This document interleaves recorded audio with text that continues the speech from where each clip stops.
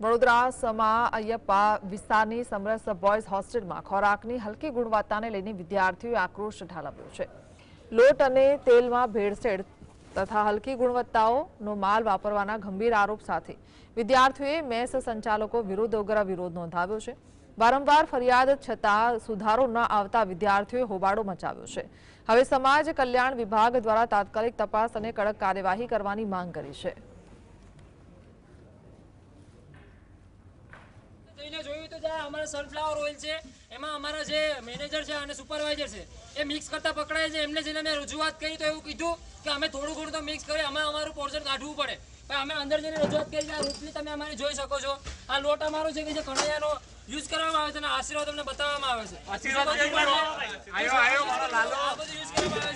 બતાવવા માટે બહાર 4-5 લોકો રાખેલા છે, બાકી અંદર અમારે કણૈયાનો લોટ રાખેલો છે। બધું અંદર એકદમ ખરાબ પડ્યું છે। અમારા વોશરૂમ અમારા હાથે બધું પાણીની બધી તંગી છે।